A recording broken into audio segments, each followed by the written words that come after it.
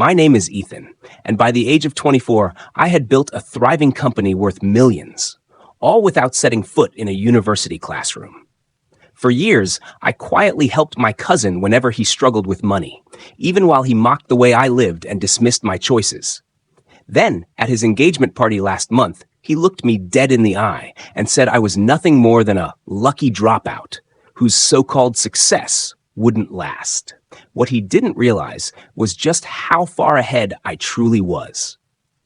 Seeing his reaction weeks later, when the truth came out, made every sleepless night worthwhile. Before I dive into how I went from being the cousin who was laughed at to being called a failure by the very person I supported, I'd love to know, where are you tuning in from?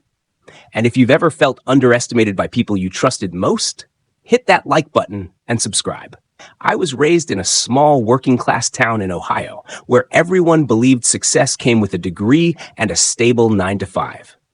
My cousin Ryan worked as a civil engineer, proud of his career path, and insisted that college was the only respectable route.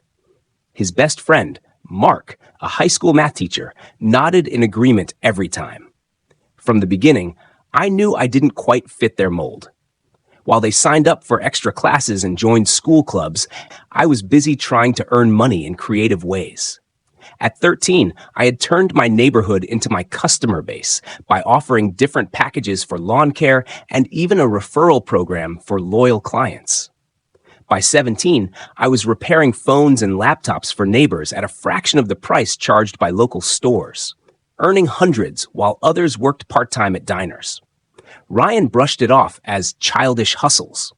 At family dinners, he'd laugh and say, "Ethan should stop wasting time and focus on real studies. These little experiments won't pay rent one day." High school wasn't easy for me. My grades were average, and instead of chasing honors societies or sports teams, I spent nights buried in books about startups and listening to podcasts from entrepreneurs who had built empires. By my senior year, I launched a small online shop that sold printed hoodies and t-shirts. That side project made me nearly $8,000 before graduation. My parents begged me to attend community college, hoping it would straighten out my path, and I reluctantly enrolled just to ease the pressure.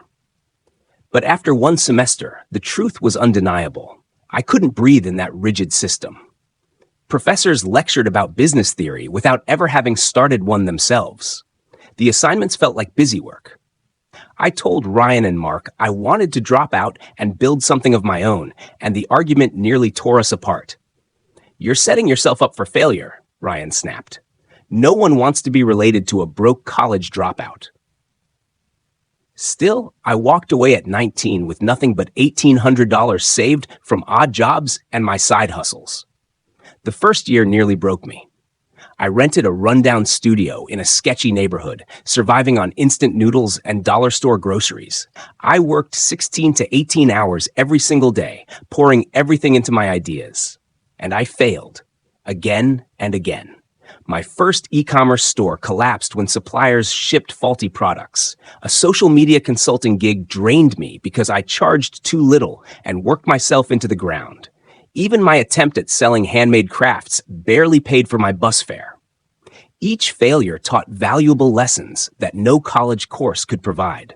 I learned about supply chain management the hard way. I discovered proper client contract structures through painful experience and understood production scalability by hitting its limitations firsthand. The turning point came when I met Ava at a local business networking event. She was 10 years my senior, with multiple successful exits. She saw something in me that my friends never did. She became the mentor I desperately needed, teaching me practical business wisdom without judgment about my lack of formal education. "Education comes in many forms," Ava told me over coffee. "Some of the most successful people I know learned by doing, not by sitting in classrooms." With her guidance, I refined my business model. At age 21, I launched an e-commerce platform that connected small American crafters with customers seeking locally made products. The timing was perfect, riding the wave of interest in supporting small businesses and domestic manufacturing. Those early days required immense sacrifice. I converted half of my tiny apartment into a makeshift office, sleeping on a futon that doubled as my couch. My desktop computer and printer consumed most of my living space. I worked from 5 in the morning until 2 at night, handling everything from website coding to customer service calls. The breakthrough came 6 months in when a popular lifestyle blogger featured one of our artisan partners. Orders flooded in, overwhelming our basic systems. I worked 72 hours straight, fulfilling orders and upgrading our website infrastructure. That single feature brought $100,000 in revenue, more money than I had ever seen in my account. I called my friends, excited to share my progress. Sam responded with cautious skepticism. "That's nice, Liam, but it's probably just temporary. You know, you can always go back to college when this thing runs its course." His words stung, but they also fueled my determination. I would prove him wrong, not with arguments, but with undeniable success. The next 4 years were a blur of relentless growth and challenges. My e-commerce platform, which I named Artisan Collective, expanded beyond its initial concept. We started with just 10 artisan partners in 3 states. By year 3, we represented over 500 manufacturers and craftspeople across all 50 states, connecting them with customers who valued American-made products. Every stage of growth brought unique challenges. When our server crashed during a major promotion, I stayed up for 48 hours straight, working with developers to restore the site and answering customer emails personally to maintain goodwill. When a larger competitor tried to poach our top sellers with promises of better terms, I drove to meet each one in person, strengthening relationships and improving our commission structure. The most difficult period came during year 2, when cash flow nearly strangled the business. We were growing too fast for our capital base, with inventory needs outpacing revenue. I went without salary for months, moved to an even smaller apartment to cut expenses, and negotiated extended payment terms with suppliers. Those months taught me financial discipline that would serve me well as the company expanded. Major milestones came in rapid succession. Our first office was a converted industrial space downtown, where I hired 3 employees to handle customer service and seller relations. Crossing $1 million in annual revenue happened midway through year 3. A moment I celebrated alone with a single glass of champagne in my office after everyone left. Through it all, I kept my growing success relatively quiet with my friends. They knew I had a website business that was doing okay, but I downplayed the true scale of our growth. Their initial discouragement had created a barrier I couldn't bring myself to cross. Some part of me hoped they would eventually ask detailed questions about my work, showing genuine interest, but those conversations never materialized. Despite their lukewarm support, I continued helping my friends financially whenever needed. When Daniel's mother was diagnosed with breast cancer during year 4 of my business, I anonymously paid the $50,000 in medical expenses not covered by insurance. Daniel mentioned an insurance settlement that had saved them from medical debt, never suspecting the source. My friend Sam faced challenges with the down payment for his first house. His bank account fell $20,000 short of what he needed. I created a personal loan through a separate account, making it appear as though it came from a distant relative. He accepted the money readily, but continued making comments about getting a real job with benefits whenever we discussed my career. My other friend, Ben, had dreamed of a perfect wedding since childhood.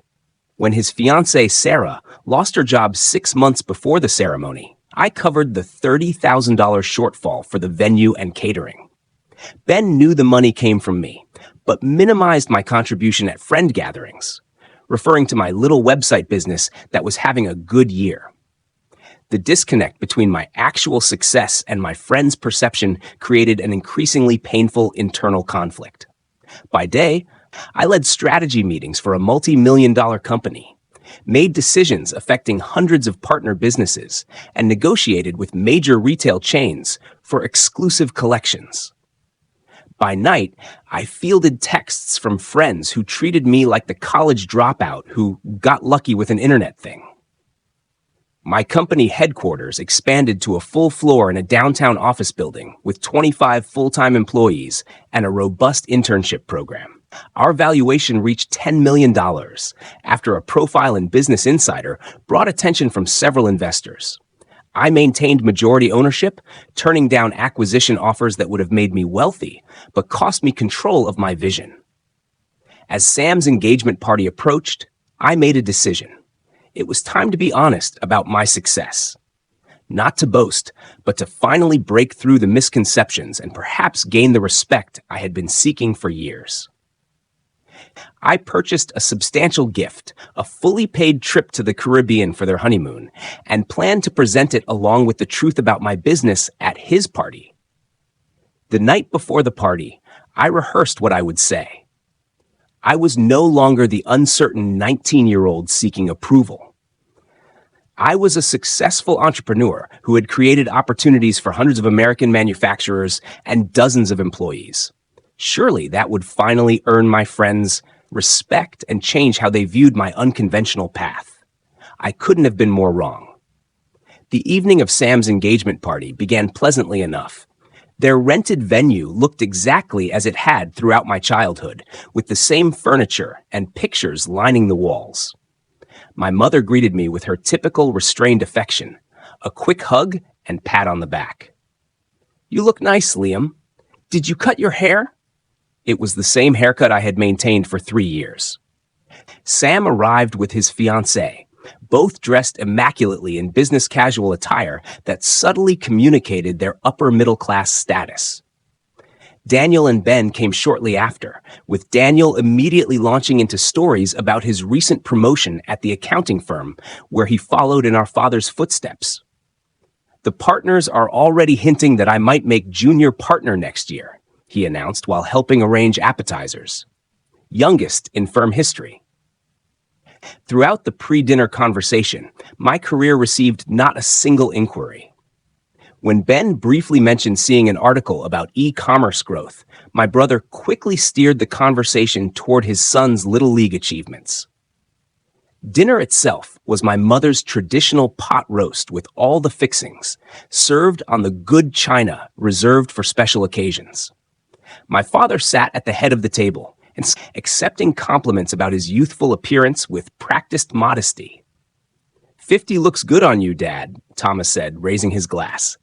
"Here's to another 50 years at least."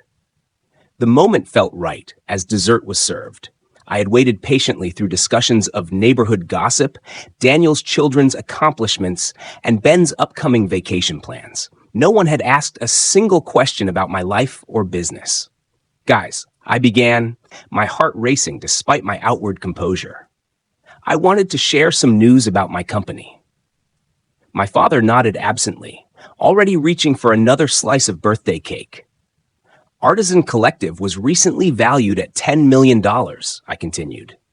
"We've received several acquisition offers, and I've been featured in Business Insider and Entrepreneur magazine last month." The silence that followed felt interminable. My mother froze with her fork midway to her mouth. Daniel exchanged a quick glance with his wife. Sam simply stared. My father was the first to respond, his tone dismissive. "What exactly does that mean, Liam? These internet businesses use all sorts of funny math to come up with these valuations." I maintained my composure, explaining in simple terms how business valuations work, our revenue streams, and growth trajectory. I mentioned our office with 25 employees and partnerships with over 500 American manufacturers. Sam interrupted before I could finish. "So, you got lucky with this online thing. That's great. But some of us have been building real careers with actual qualifications." He emphasized the word qualifications while glancing at his wife, who nodded in agreement. "It's not luck," I responded calmly. "It's 4 years of working 18-hour days, solving complex problems, and building something meaningful. We've helped save dozens of American manufacturing businesses that were on the verge of closing." My mother finally spoke, her voice tentative. "That sounds impressive, dear. Though I still wish you had finished your degree. Even with this business, education is important." I felt my patience wearing thin, but pressed on. "Actually, I brought something for you, Sam." I handed him an envelope containing documentation for the retirement account I had funded. I wanted to ensure you both have a comfortable retirement. Sam opened the envelope, his expression darkening as he realized what he was looking at. Rather than gratitude, his face flushed with something that looked remarkably like anger. What is this supposed to be? Some kind of charity? He dropped the papers onto the table. We didn't raise you to throw money around like you're better than everyone. That's not my intention at all, I explained. I just wanted to help, the same way I helped with my mother's medical bills, Sam's house down payment, and Ben's wedding. 3 heads snapped up simultaneously. My secret financial assistance was suddenly exposed. You? My father sputtered. That was all you? Ben looked mortified. Sam's expression hardened into something ugly. My mother simply looked confused. You've been secretly paying for things behind our backs? Sam's voice rose with each word. Playing the big shot with your internet money? I was just trying to help, I replied, my voice smaller than I intended. I never wanted recognition. I just wanted to support the family.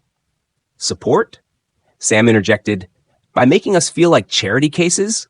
Some of us work honest jobs with actual degrees, not getting rich quick with online schemes. It's not a scheme, I insisted, feeling the conversation spiraling beyond my control. I built a legitimate business that helps American manufacturers reach customers. Connor, we employ dozens of people with good salaries and benefits. My father stood up, his napkin falling to the floor.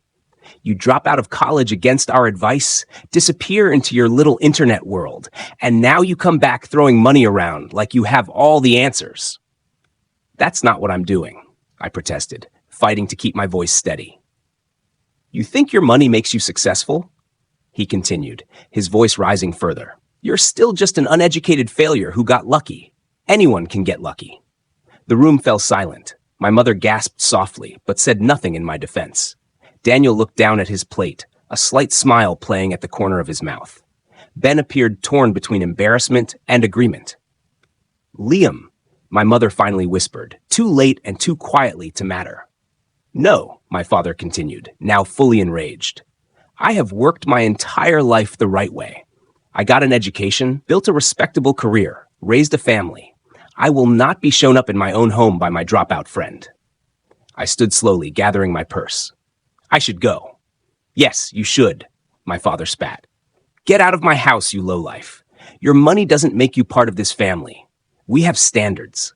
The words hit like physical blows. I looked at each face around the table, searching for any ally, any sign of support. There was none. Happy birthday, Dad, I said quietly, walking toward the door with as much dignity as I could muster. No one followed me out. No one called after me. I got into my car, hands shaking so badly I could barely grip the steering wheel. As I pulled away from the house I had grown up in, I realized something fundamental had broken, something that could never be repaired. The drive back to my hotel was a blur of streetlights and tears. I had to pull over twice when emotion overwhelmed my ability to drive safely. The cruel irony was not lost on me. I owned a multi-million-dollar company, yet was spending the night in a hotel in my hometown because my own family's house was no longer open to me. In the sterile quiet of my hotel room, I replayed the evening's events over and over, analyzing each word and reaction.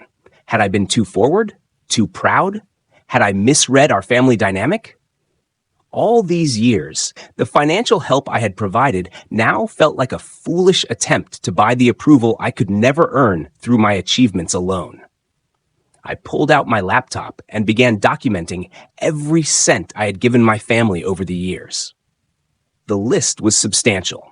$50,000 for my mother's cancer treatment, paid directly to the hospital and specialists.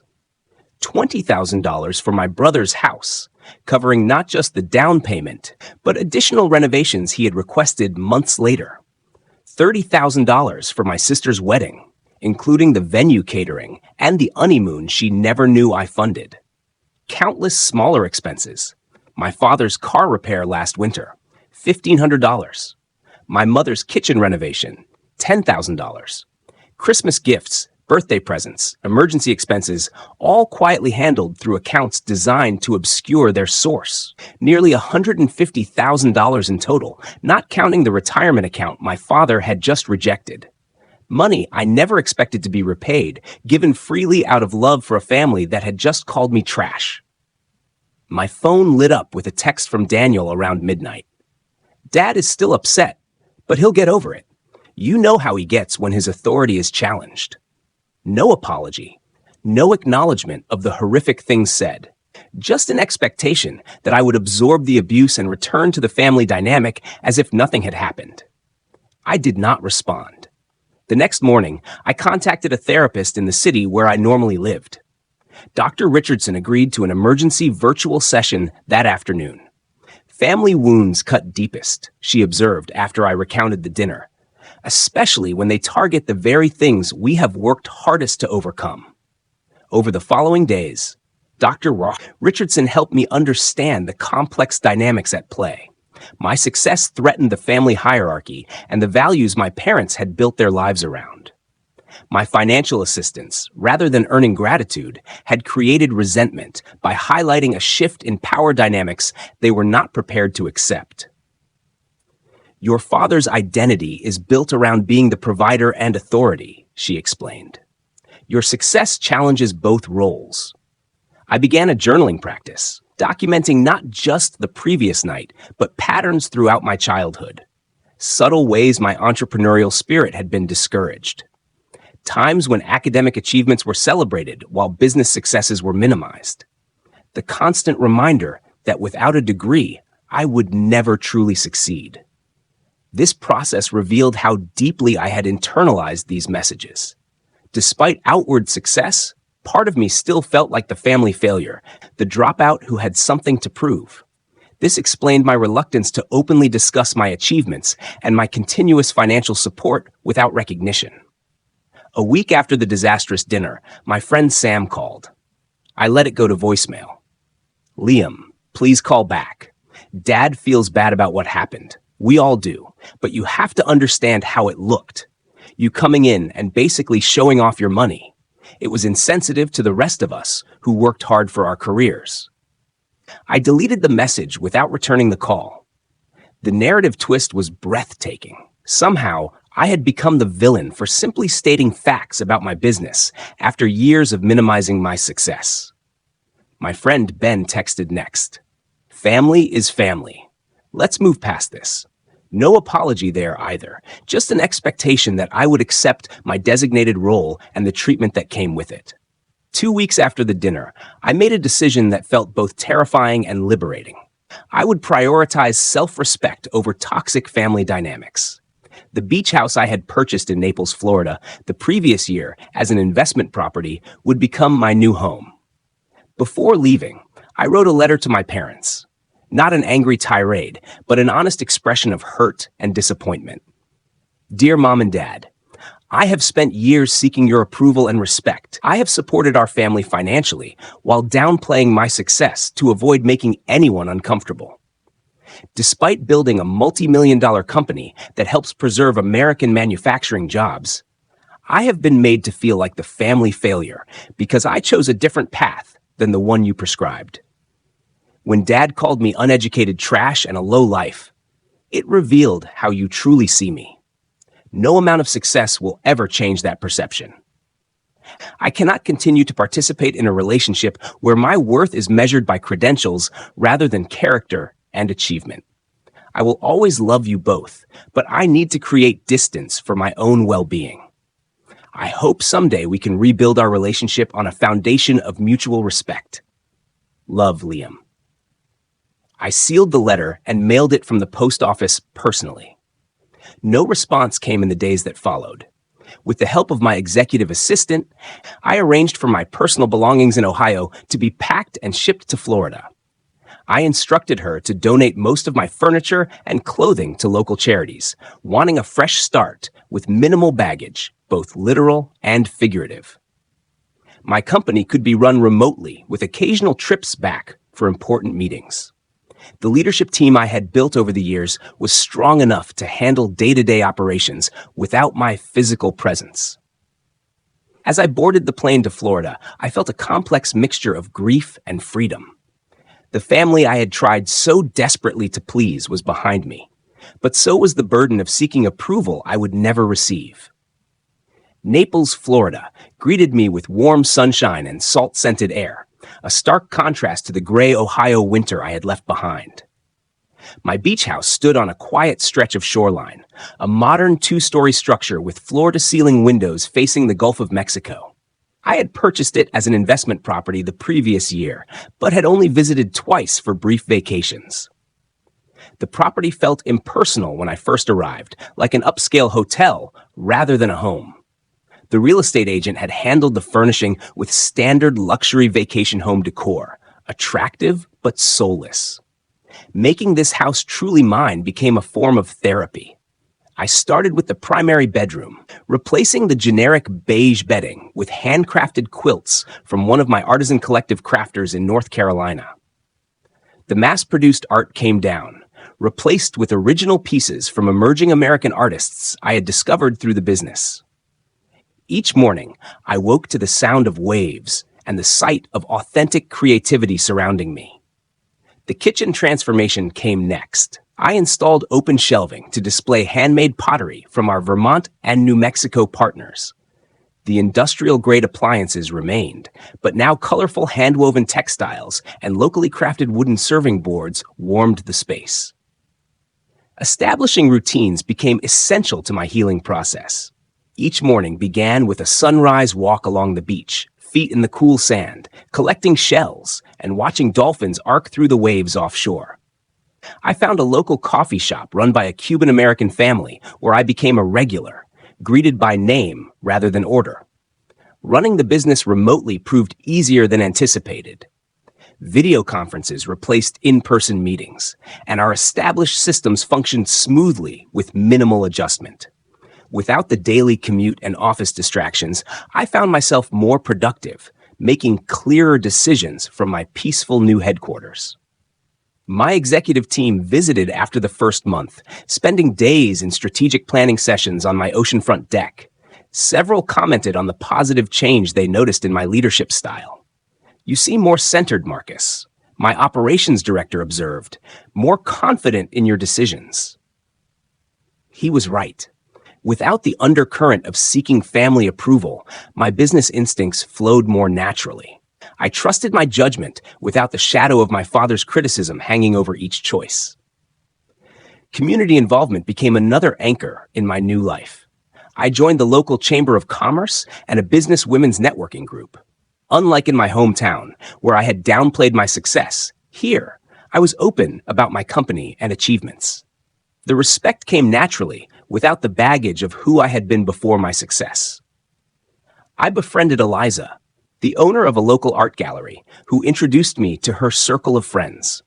These were accomplished women in their 40s and 50s who valued each other for present achievements rather than past credentials. Our weekly dinner gatherings became a highlight, filled with laughter and conversations that never once included questions about my education or suggestions that I had merely gotten lucky. The unexpected visit came 3 weeks into my Florida residence. My friend Sam arrived unannounced at my door one Saturday afternoon. "Nice place," he said, whistling as he surveyed the ocean view from my living room. "Really nice." His appearance was jarring in my new sanctuary. He looked out of place in his button-down shirt and pressed khakis amid my casual coastal decor. "What brings you to Florida, Sam?" I asked, not offering a drink or seat. "Family," he replied with the same confident smile he had used to charm our parents since childhood. "And I could use some advice about an investment opportunity, possibly a loan to get in on the ground floor." Some patterns were too predictable to be surprising. Without my parents as an audience, his pretense dropped quickly. This was a financial visit, nothing more. "I'm not making any loans to family members anymore," I said firmly. "That chapter is closed." His expression hardened. "So that's how it is. You move to your beach mansion and forget where you came from. Dad was right about you." "Dad called me uneducated trash and kicked me out of his house," I reminded him. "Is that what you came here to reinforce?" Sam backpedaled quickly. He didn't mean it like that. You know how he gets. Family fights happen. That was not a fight. It was a revelation, I replied. Now, if you'll excuse me, I have plans this afternoon. After showing him out, I sat on my deck, watching the waves, surprisingly unshaken by the encounter. The boundaries I was establishing felt right, even if they were painful to implement. That evening, I made a significant decision. I contacted my lawyer and established an anonymous scholarship fund at the community college I had briefly attended. The Liam Wilson Entrepreneurship Scholarship would provide full tuition and mentorship to 5 students annually who demonstrated entrepreneurial potential but lacked traditional academic advantages. Make sure the selection criteria focus on demonstrated initiative and creative problem solving, not grades, I instructed. And find mentors who have built actual businesses, not just taught business classes. As weeks passed, my house truly became a home. I planted a garden of native Florida species that attracted butterflies and hummingbirds.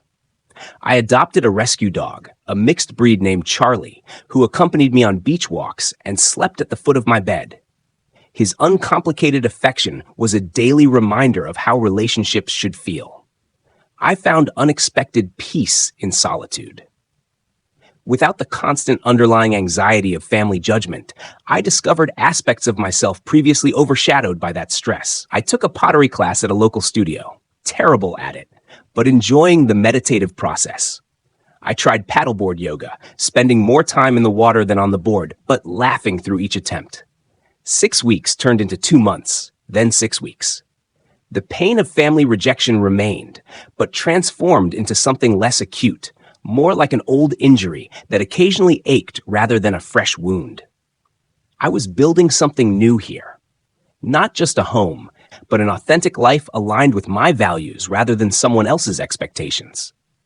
Then came the unexpected development that would bring my family's story full circle in ways I never anticipated. The Naples Business Journal was not a publication I normally read, but Eliza texted me early one morning insisting I pick up a copy. Page 3. You're going to want to see this. The feature article profiled local business owners making an impact beyond Florida. There I was, photographed on my deck with the Gulf of Mexico behind me, under the headline, "E-commerce innovator brings multi-million-dollar business to Naples." The journalist had done her research, detailing Artisan Collective's growth from startup to $10 million valuation, our impact on American manufacturing, and my recent Entrepreneurship Scholarship Foundation. The article painted a picture of success far more comprehensive than anything that had appeared in my hometown media. I didn't authorize this, I told Eliza when she called to congratulate me. Public records, she explained. Property transfers, business registrations. Once they knew you were here, the rest was easy to piece together. Besides, it's a great article. She was right. The piece was well-researched and flattering, focusing on business accomplishments rather than personal details. I thought little more about it until the following week when my phone began lighting up with social media notifications. The article had been picked up by several larger business publications, then shared extensively through LinkedIn and Facebook. Former high school classmates suddenly remembered our friendship.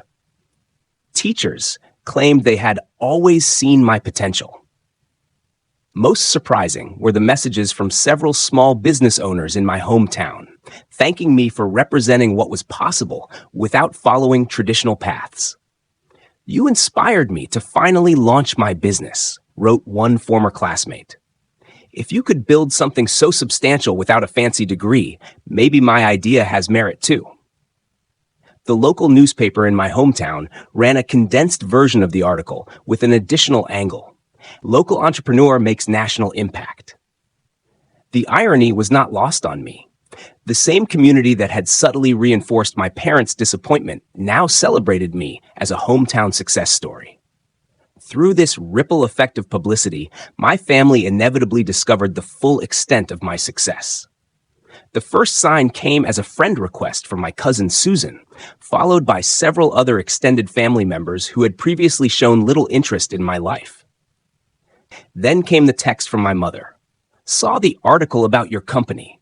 Very impressive, dear. Dad and I are so proud. No mention of his cruel words, no acknowledgement of the rift, just a casual claim of pride that had been notably absent when I sat at their dinner table. My father's voice message arrived the next day, his tone artificially jovial.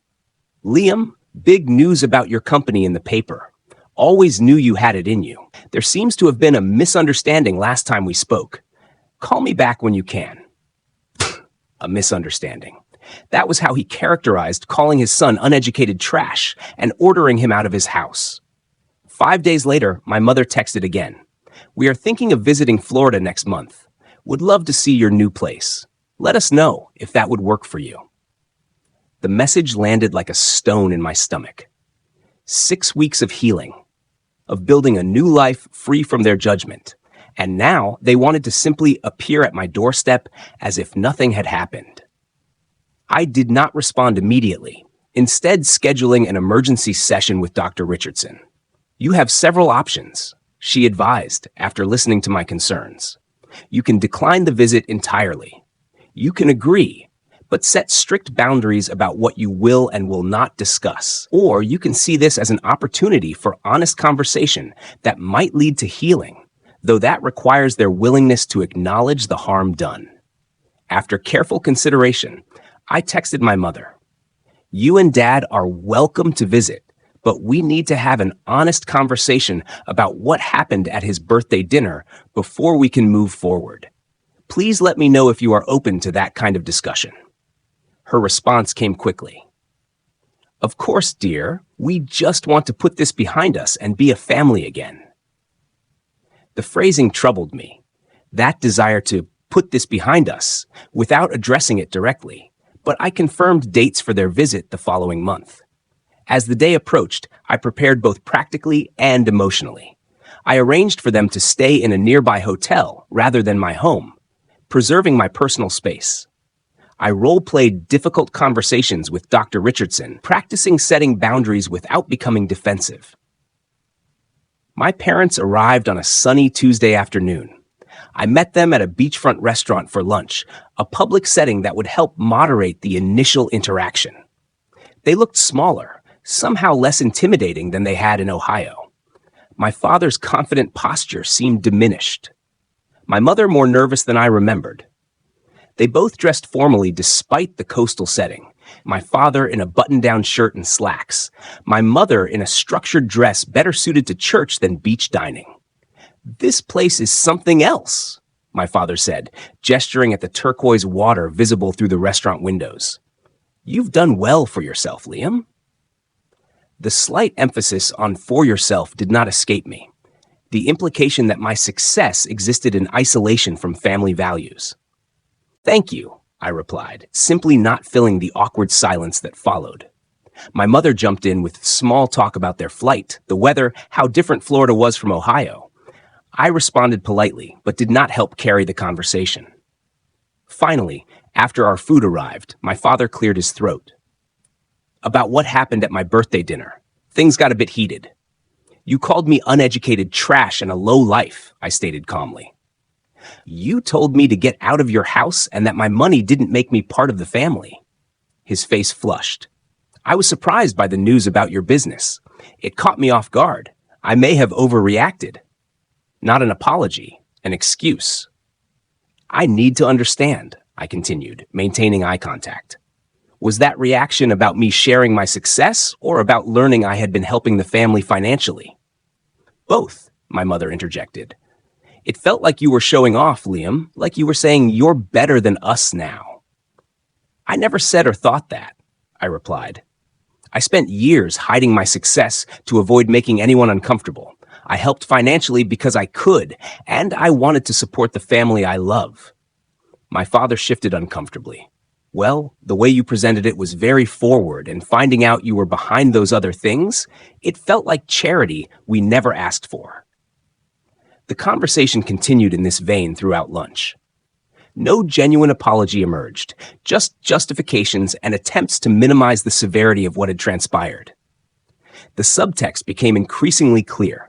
They were here because my public success made rejecting me socially awkward. not because they had reconsidered their assessment of my worth. As we finished our meal, I made a decision. I would like to show you my home, but first I need to be very clear about something. I will not pretend the dinner never happened. I will not accept being called names or having my choices denigrated. If you want a relationship moving forward, it has to be based on mutual respect. They exchanged glances before my father nodded stiffly. That seems reasonable. When they arrived at my beach house later that afternoon, their expressions, as they took in the expansive ocean view, told me everything. This tangible evidence of my success was impossible to dismiss or minimize. The $10 million valuation was no longer an abstract number, but manifested in beachfront real estate and tasteful luxury. This is quite something, my father managed, his voice tight. Would you like a tour? I offered. As I showed them through the house, pointing out handcrafted items from artisan collective crafters that decorated each room, I realized something profound. Their approval, which I had sought for so long, no longer held the power it once did.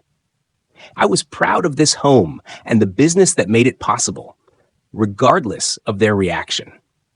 This revelation was perhaps the most valuable outcome of their visit, worth more than any apology they might have offered. The conversation that followed my parents' tour of the beach house was difficult but necessary. We sat on the deck overlooking the ocean, the setting sun painting the sky in shades of orange and pink that seemed too beautiful for such a tense discussion. I want to be clear about something, my father began, his tone more conciliatory than I had ever heard it. I am sorry for what I said at my birthday. It was uncalled for, regardless of how surprised I was. The apology, while welcome, carried a qualification that diminished its impact. His focus remained on his experience of surprise rather than the harm his words had caused. What hurt most, I replied carefully, was that those words seemed to reveal how you truly see me, despite everything I have accomplished.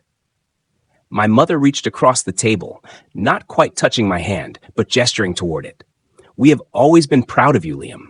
We just worried about your future without a degree. My future is here, I said, gesturing to the house and the business that had made it possible. I built it without a degree, but with 4 years of working harder than most people ever will. That deserves respect, not condescension.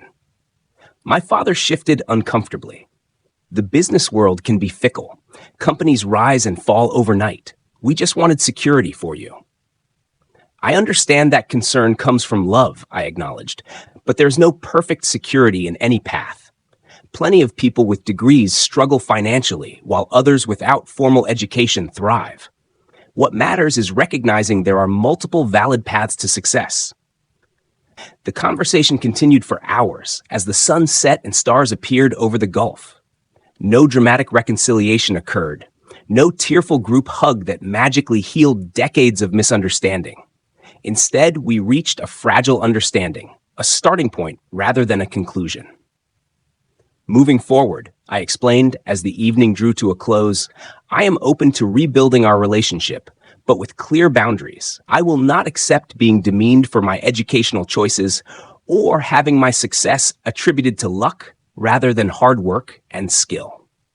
My parents agreed, though I sensed my father's reluctance in his tight smile and the way he qualified his responses. My mother seemed more genuinely receptive, perhaps recognizing for the first time the role she had played by enabling family dynamics that had caused so much pain. After they returned to Ohio, I reflected deeply on the visit and the path that had led me here. The healing process was far from complete, but significant steps had been taken. I maintained limited contact with my parents in the months that followed, brief weekly phone calls that gradually became less awkward. My relationship with my friends evolved differently. Daniel eventually offered a genuine apology for his role in the family dynamics, and we slowly rebuilt a connection based on adult friendship rather than childhood patterns. Sam remained distant, occasionally sending holiday greetings, but making no real effort to understand or acknowledge the harm done. My personal healing journey continued with regular therapy sessions.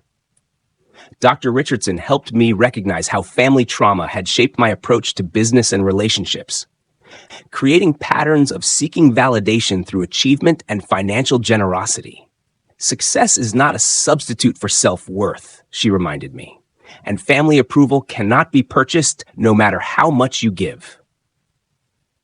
This insight led me to establish clearer boundaries in all relationships. I became more comfortable discussing my accomplishments without minimizing them. I learned to give from genuine generosity rather than as an attempt to buy acceptance. The Entrepreneurship Foundation became a central focus of my philanthropy. Beyond funding scholarships, I developed a mentorship program pairing successful entrepreneurs without traditional credentials with promising students facing similar challenges.